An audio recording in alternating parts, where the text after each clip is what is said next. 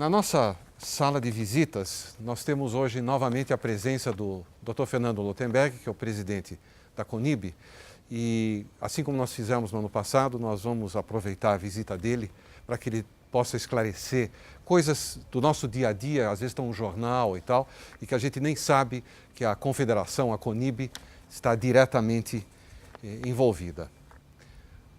Uma das alegrias que nós tivemos com, pelo menos agora falo em meu nome, com esses governos do PT, é que Israel começou a ser maltratado pelo Itamaraty. A última alegria que nós tivemos nesse sentido foi que o Itamaraty da dona Dilma não aceitou a presença do novo embaixador. O argumento é que ele tinha sido líder dos colonos, como se, enfim, eu ontem fosse comerciante e hoje sou banqueiro, porque eu fui um dia comerciante e não posso mais ser banqueiro hoje.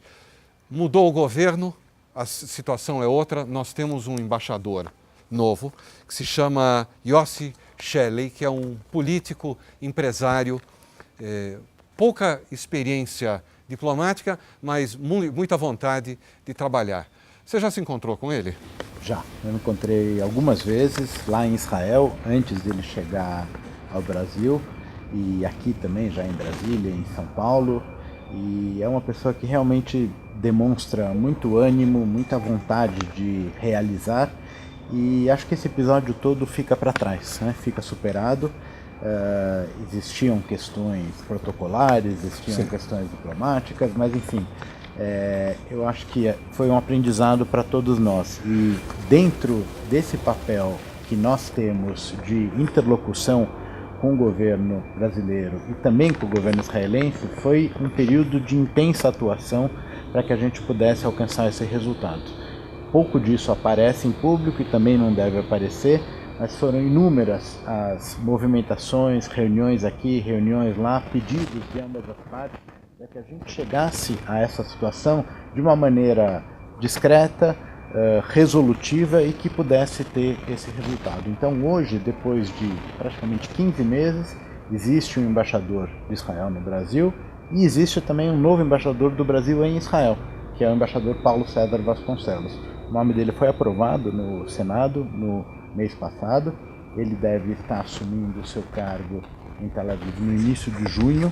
A CONIB se encontrou com ele, fez uma recepção, ele também falou dos seus planos, então acho que é um momento de relançamento, de refundação das relações bilaterais. O que a CONIB pediu, se é que ela pode pedir, para o embaixador brasileiro em Israel? Que seja um embaixador brasileiro em Israel. Parece meio óbvio, mas muitas vezes a gente sentia pouco interesse por parte dos representantes brasileiros no aprofundamento dessa relação.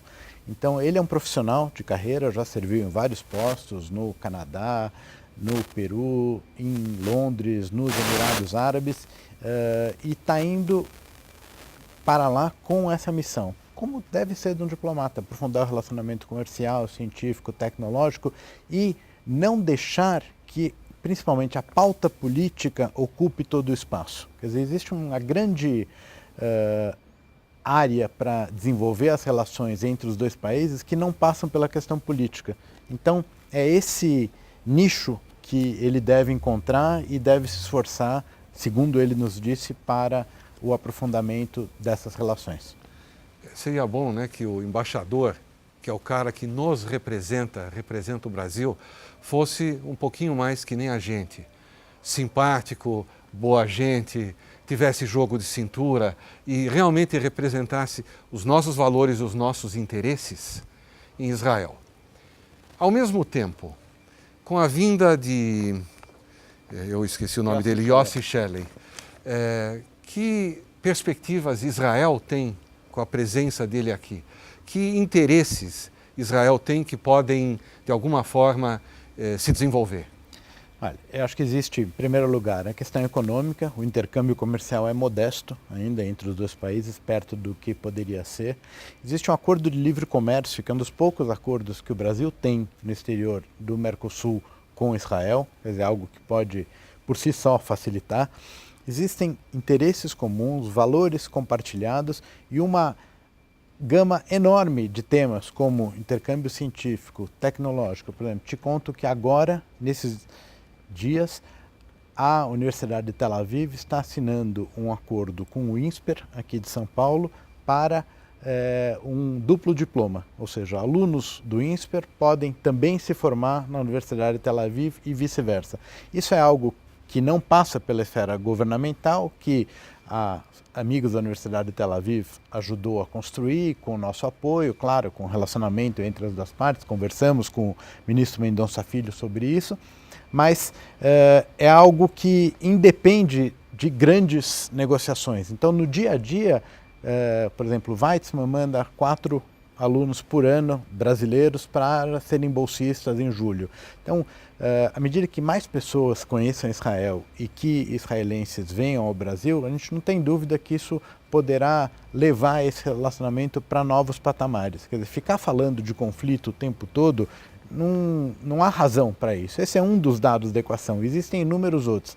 Os países têm problemas, a Inglaterra tem problemas com a Argentina, a Rússia tem problemas com a Ucrânia, enfim, a Turquia com a Síria ou com Chipre. Isso não impede que os países desenvolvam essas suas relações na plenitude. Então, acho que o Yossi aqui vai poder levar isso para um novo patamar e o Paulo César também lá em Tel Aviv. E o que a gente puder ajudar para isso, claro.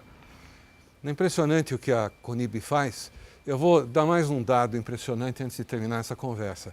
O presidente aqui, que se dispôs a ceder o tempo dele, na verdade é um advogado de carreira bem-sucedido, ele ganha exatamente zero para ser presidente da CONIB. E provavelmente mais da metade do tempo dele fica ocupado, a agenda dele, metade é verdade? Depende da época. Às vezes é menos, às vezes é mais. Fica à disposição da comunidade judaica brasileira. Fernando, muito obrigado.